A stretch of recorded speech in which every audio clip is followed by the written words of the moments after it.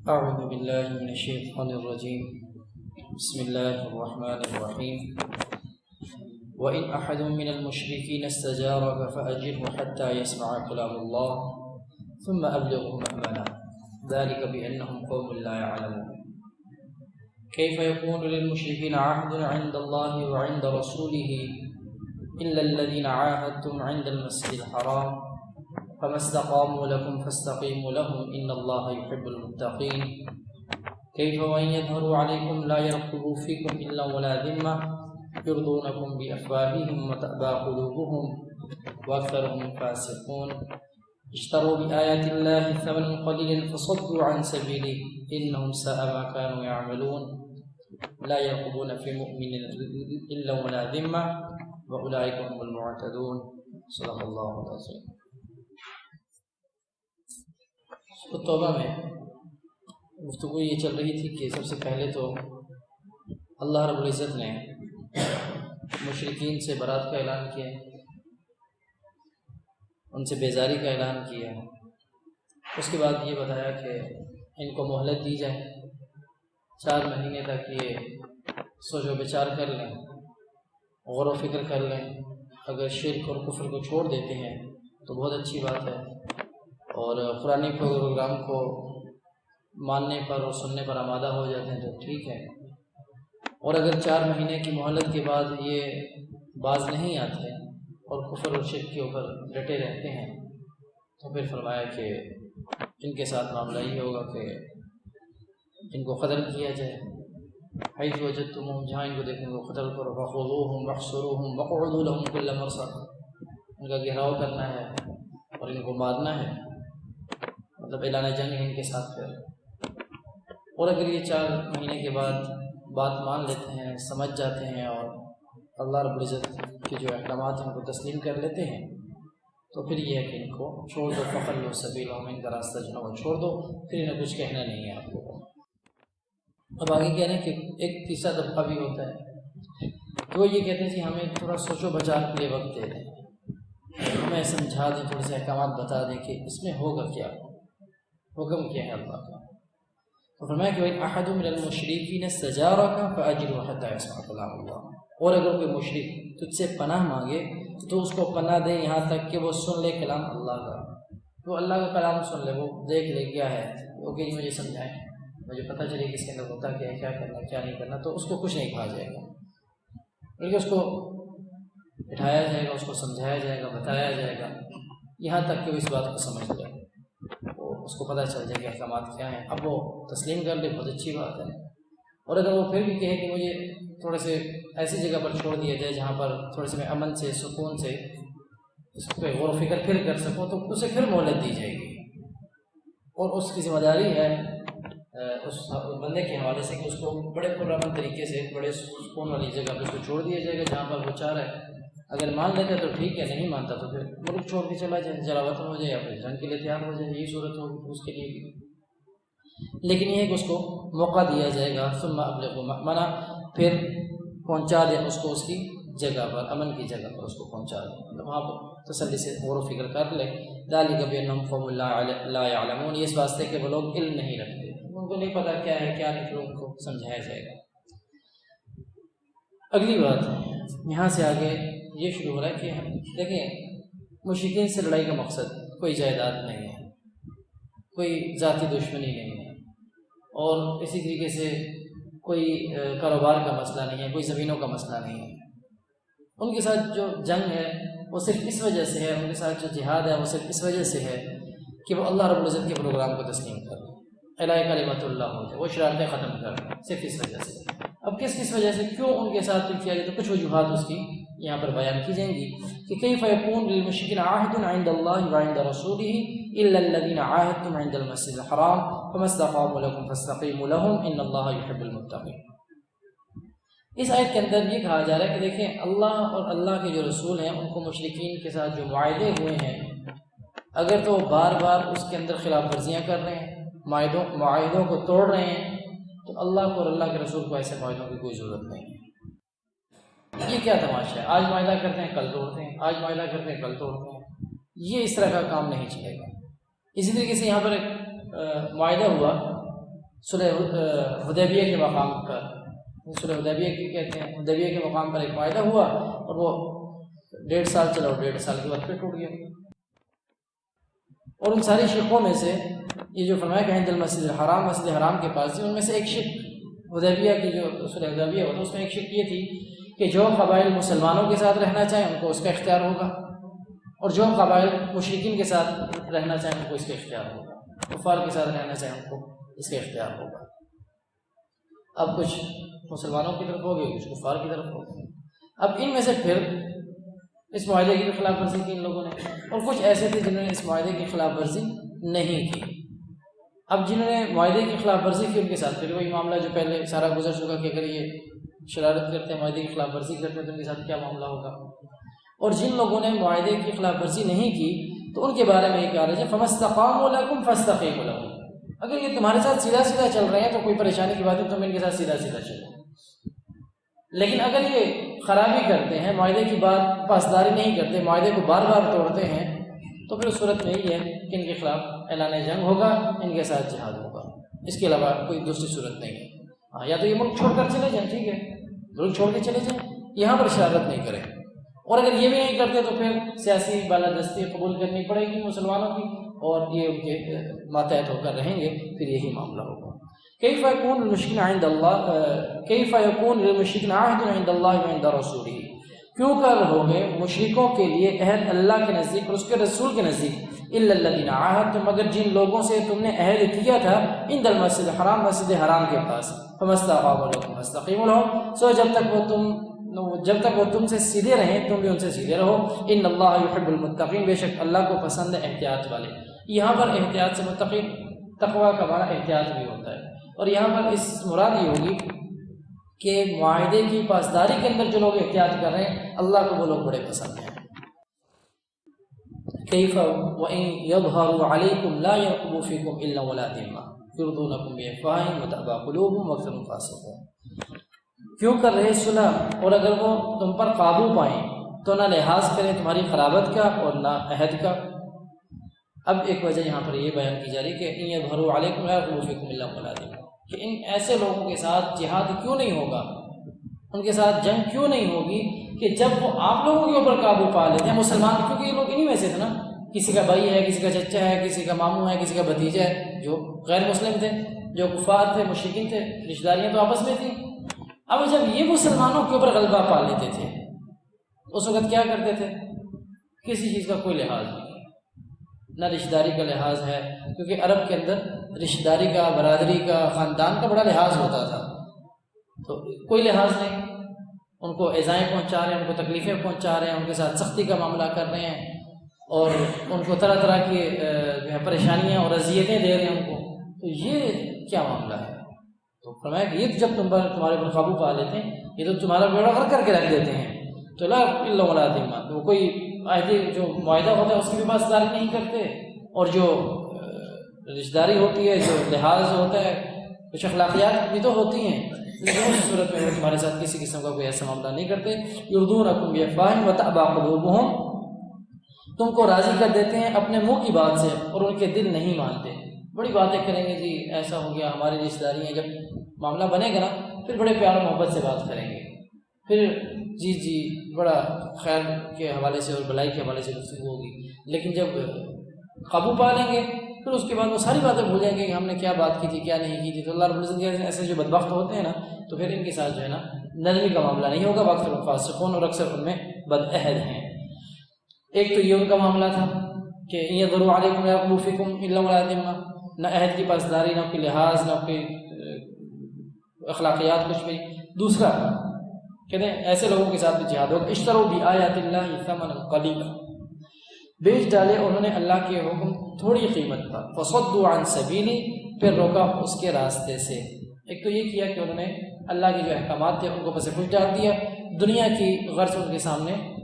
بڑی نظر آنے لگی ان کو، تو انہوں نے اس کو قبول کر لیا، دنیا کی راحت کو، دنیا کے سکون کو، دنیا کے چین کو انہوں نے قبول کیا، اور اللہ کے احکامات کو جو ہے نا وہ پس پش ڈال دیا۔ یہ کام انہوں نے کیا، بڑے تھوڑے سے جو ہے نا اس کے فائدے کے لیے اللہ کے احکامات کو چھوڑ دیا۔ اور ایک تو یہ کیا، اور دوسروں کو بھی راستے سے روکتے رہے، جو لوگ سیدھے راستے کے اوپر تھے ان سیدھے راستے کے جو لوگ سیدھے راستے کے اوپر چل رہے تھے ان کے جو معاملات تھے ان میں بھی روڑے اٹکاتے رہے،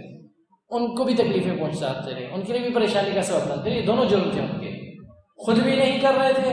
اللہ کے احکامات کے اوپر عمل، آپ علیہ الصلوۃ والسلام کے رشتہ دار کے اوپر عمل، اور دوسرے جو کر رہے تھے ان کے لیے پریشانی کا باعث بن رہے تھے۔ تو جب ایسے لوگ یہ کام کریں گے تو پھر اللہ رب العزت فرماتے ہیں پھر کیوں ایسا نہیں ہوگا کہ ہم ان کو کیا کریں گے، ان کو سزا دیں گے، ان کے ساتھ جہاد و جنگ ہوگا، کیونکہ یہ فساد پھیلا رہے ہیں، اور جو لوگ فساد پھیلائیں گے ان کے ساتھ کسی قسم کی کوئی رعایت نہیں رکھی جائے گی۔ انہم ساء ما کانوا یعملون، برے کام ہیں وہ لوگ جو کر رہے ہیں، وہ برے کام کر رہے ہیں۔ لا يرقون في مؤمن الا ولا ذمہ، نہیں لحاظ کرتے کسی مسلمان کی حق میں قرابت کا اور نہ عہد کا، اولئک هم المعتدون، اور یہ زیادتی پر۔ اچھا آگے مسلمانوں کا معاملہ یہ ہے کہ اگر یہ لوگ توبہ کر لیں، ابھی پیچھے درس میں گزرا تھا کہ اگر یہ لوگ توبہ کر لیتے ہیں تو دو کام ان کو کرنے پڑیں گے تاکہ پتہ چلے واقعی مسلمان ہو گئے ہیں، کیونکہ اسلام جو ہے وہ ظاہر کا مکلف ہے، دنیا کے اندر رہتے ہوئے ظاہر کیا ہو رہا ہے، اسلام اس کا مکلف ہے، باطن اس کا کیسا ہے، اندر اس کے اسلام آیا نہیں آیا اس سے غرض نہیں ہے، ظاہر کیا ہے۔ آگے فَإِن تَابُوا، سو اگر توبہ کریں، وَأَقَامُوا الصَّلَاةَ، اور قائم کریں نماز، یہاں پر بھی وہی کہ وہاں پہ بھی یہی تھا کہ وہ کیا کر لیں جی، نماز قائم کر لیں، یہاں پہ بھی فرمایا وَأَقَامُوا الصَّلَاةَ کہ نماز قائم کر لیں، وَآتَوُا الزَّكَاةَ، اور دیتے رہیں زکوٰۃ بھی ادا کریں گے، فَإِخْوَانُكُمْ فِي الدِّينِ، تو تمہارے بھائی ہیں حکم شریعت میں، یا بھی تمہارے دینی بھائی بن گئے ہیں، اب ان کے ساتھ تم نے سختی کا معاملہ نہیں کرنا، اب جس طریقے سے جو حقوق تمہیں حاصل ہیں اس ریاست کے اندر، یہی حقوق ان لوگوں کو بھی اس ریاست کے اندر حاصل ہیں۔ اور دیکھیں نماز کے حوالے سے پہلے بھی ذکر کیا، نماز کے حوالے سے اب بھی ذکر کیا، پہلے کہا کہ فَإِن تَابُوا وَأَقَامُوا الصَّلَاةَ وَآتَوُا الزَّكَاةَ فَخَلُّوا سَبِيلَهُمْ، ان کو چھوڑ دو، ابھی نہیں کچھ نہ کو، اور یہاں پر کہا جا رہا ہے فَإِخْوَانُكُمْ فِي الدِّينِ کہ تمہارے دین کے اندر تمہارے بھائی ہیں۔ اب معاملہ یہ ہے کہ دیکھیں جب انسان اسلام قبول کر لیتا ہے تو پہلا حکم یہ ہے کہ وہ نماز ادا کرے، مطلب ظاہر طور پر ہم اس کو دیکھیں گے وہ نماز ادا کر رہا ہے، وہ زکوٰۃ ادا کر رہا ہے، تو وہ کیا ہے ہمارا مسلمان بھائی ہے، اندر اس کے دین آیا نہیں آیا وہ الگ معاملہ ہے۔ اور نماز کی اہمیت اتنی زیادہ ہے نماز کی اہمیت کہ انسان جتنے ائمہ ہیں، مطلب ایک تو یہ نا احادیث کی روشنی کے اندر اس کا ذکر ہو، وہ اپنی جگہ پہ، وہ بھی اس کی اپنی اہمیت ہے، اس کا اپنا ایک مقام ہے، قرآن کے اندر بار بار اس کا ذکر آ رہا ہے، شریعت نے اس کی سزا کیا مقرر کی ہے، جو نماز نہیں پڑھے گا اس کی سزا کیا ہوگی۔ ائمہ ثلاثہ، امام احمد بن حنبل رحمۃ اللہ علیہ، امام شافعی رحمۃ اللہ علیہ، امام مالک رحمۃ اللہ علیہ، یہ فرماتے ہیں کہ ایسے شخص کو قتل کر دیا جائے، جو نماز نہیں پڑھتا ایسے شخص کو کیا کر دیجیے، قتل کر دیا جائے، اس کو زمین کے اوپر چلنے پھرنے کا، اللہ کا نافرمان ہو کر اس کو زمین پہ چلنے کا کیا حق ہے، اس کو تو قتل کر دیا جائے۔ امام ابو حنیفہ رحمۃ اللہ علیہ فرماتے ہیں کہ اس کو قتل نہیں کیا جائے گا، اس کو قید کے اندر ڈال دیا جائے گا، اس کو زد و کوب کیا جائے گا، یہاں تک کہ وہ توبہ کر لے، ورنہ قید ہی میں رہ کر وہ مر جائے، اس کا یہی انجام ہے۔ امام احمد بن حنبل رحمۃ اللہ علیہ تو یہ فرماتے ہیں کہ یہ جو اس کو قتل کیا جا رہا ہے، اس وجہ سے قتل کیا جا رہا ہے کہ اس نے کیا کہ یہ مرتد ہو گئے،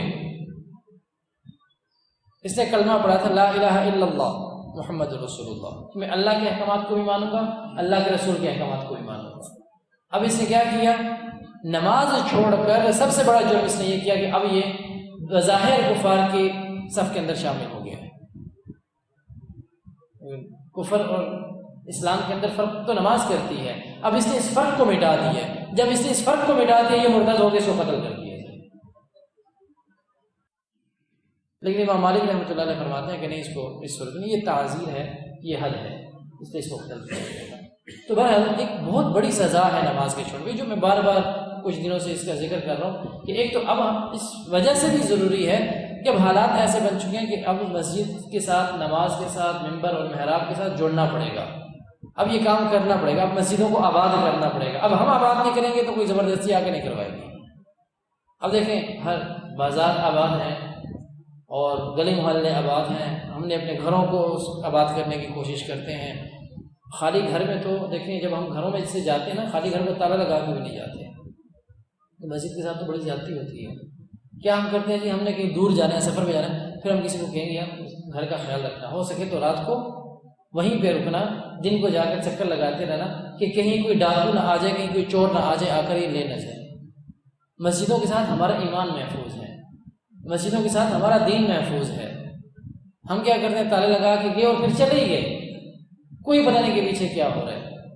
اور نماز ہفتے میں ایک پڑھی، دن میں ایک پڑھی، یہ ہماری بدقسمتی ہے بڑی کہ اسی طرح چھوڑ کے چلے گئے۔ تو ان سے ہمارے دین اور ایمان اور اسلام یہ آباد ہیں، اس سے ان کی آبادی ہوتی ہے، اس سے اسلام کی جو ہے نا وہ ایک شان و شوکت قائم ہوتی ہے، تو اسی طرح چھوڑ کے چلے جاتے ہیں۔ تو بہرحال اس کی ایک تو سزا یہ ہے کہ یہ نماز کو قائم کریں۔ دوسرا بعد و زکوٰۃ ادا کریں گے۔ زکوٰۃ کی ادائیگی یہ بھی بڑی اہم ہے۔ حضرت ابوبکر صدیق رضی اللہ تعالیٰ عنہ، انہوں نے تو جن لوگوں نے زکوٰۃ کا انکار کیا تھا ان کے ساتھ جہاد کیا تھا، اعلان جنگ کیا تھا ان کے ساتھ، حالانکہ وہ نماز بھی پڑھ رہے تھے، وہ کلمہ بھی پڑھ رہے تھے، وہ باقی احکامات کو بھی مان رہے تھے، بس وہ یہ کہتے کہ ہم زکوٰۃ نہیں ادا کریں گے۔ حضرت ابوبکر صدیق رضی اللہ عنہ نے فرمایا کہ یہ نہیں ہو سکتا، جو شخص نماز اور زکوٰۃ کے اندر فرق کرے گا میں اس کے خلاف جہاد کروں گا، اس کے ساتھ ہماری جنگ و لڑائی ہوگی۔ یہ کیا ہوا کہ نماز پڑھ اور زکوٰۃ نہیں ادا کر رہا؟ تو زکوٰۃ کی اپنی جگہ اہمیت، نماز کی اپنی جگہ اہمیت، اور یہی وہ دونوں چیزیں ہیں جن کے فرق کے بعد کہا جائے اب ان کو چھوڑ دیں، اب ان کو کچھ نہ کہیں۔ پہلے گزرا کہ فخلوا سبیلہم، اب ان کو چھوڑ دیں کا راستہ، یہ ٹھیک ہے، اب ان کے اوپر اعتماد کرو۔ اور یہاں پر بھی یہ فرمایا کہ یہی دو چیزیں اقاموا الصلاۃ وآتوا الزکاۃ واخوانکم فی الدین، اب یہ دین کے اندر تمہارے بھائی بن گئے ہیں۔ اب وہ حقوق سارے کے سارے نہیں حاصل ہیں جو تمہیں حاصل ہے، کیونکہ بظاہر یہ نماز بھی پڑھ رہے ہیں، بظاہر یہ زکوٰۃ بھی ادا کر رہے ہیں، لیکن دنیا کے اندر حکم ظاہر کے اوپر لگتا ہے، آخرت کے اندر حکم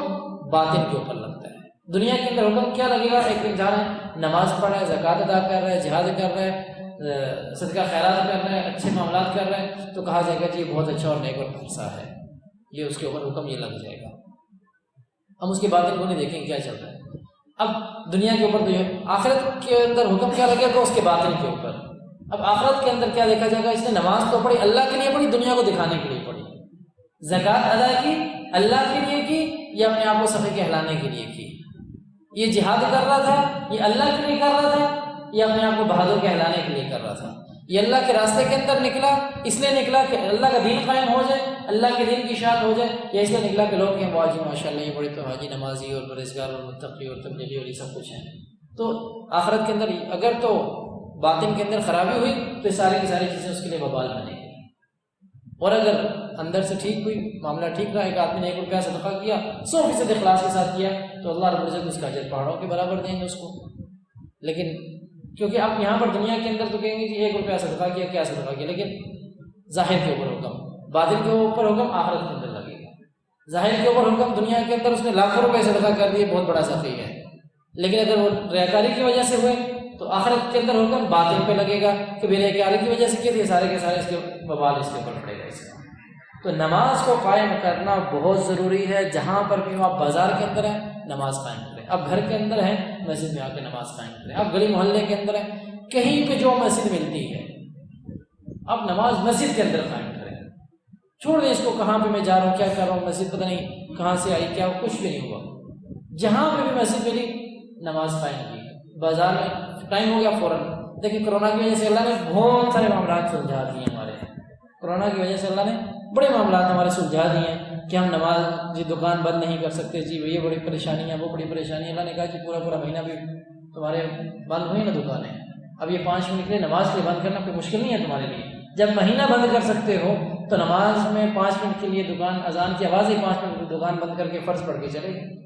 تو اب بھی تو بند کر سکتے ہو نا بھائی، تو کوئی مشکل نہیں ہے۔ خود بھی نماز پڑھیں، دوسروں کو بھی نماز کے اوپر لے کر آئیں، اور خود بھی صدقہ خیرات کریں، زکوٰۃ جس کے ذمہ بنتی ہے وہ زکوٰۃ ادا کریں، مال سے محبت ختم کریں۔ اللہ کو وہ بندہ پسند نہیں ہے جو مال کے ساتھ محبت کرتا ہو، جو خرچ کرنے والا ہے وہ اللہ کو پسند ہے۔ خود بھی کریں، دوسروں کو بھی ترغیب دیں۔ جتنے لوگ یہاں پہ موجود ہیں ہر بندہ کے لیے ارادہ کریں جی میرے 1 مہینے کے اندر صرف 1 بندہ نمازی بنانا ہے، 1 مہینے کے اندر صرف 1 بندہ نمازی بنانا ہے، تو یقین کریں کہ محلے کے اندر کوئی بے نمازی نہیں بچے گا، کوئی بھی نہیں بچے گا انشاءاللہ، تو اللہ کی رحمت نازل ہوگی۔ ویسے بھی علماء فرماتے ہیں کہ ایک بے نمازی کی نحوست 40 گھروں تک جاتی ہے۔ اب آپ اندازہ لگائیں کہ جب 40 گھروں تک جاتی ہے، ایک جس گھر کے اندر بے نمازی ہوگا اس گھر کے اندر کتنی بڑی نحوست ہوگی۔ لوگ کہتے ہیں جی کہ تعویذ ہو گئے، داغے ہو گئے، کس نے جادو کر دیا، کچھ بھی نہیں کیا، یہ سارا تعویذ داغا جادو میں خود اپنے اوپر کر رہا ہوں نماز چھوڑ کے۔ اس سے بڑی کیا نحوست ہے؟ نماز چھوڑ کے انسان گھر کے اندر بیٹھا ہوا، یہ سب سے بڑی نحوست ہے۔ اور پھر دائیں بائیں تو الگ سے پھیلے گی نحوست، وہ اس کی الگ ہے، وہ اپنے گھر کی الگ ہے، وہ خود بندہ کتنا منحوس ہوگا جو نماز نہیں پڑھ رہا، یہ اندازہ لگا ہے۔ اس سے لوگوں کو بچانا ہے، خود بھی بچنا ہے۔ اللہ رب العزت سے دعا ہے کہ اللہ رب العزت ہمیں دین کی صحیح سمجھ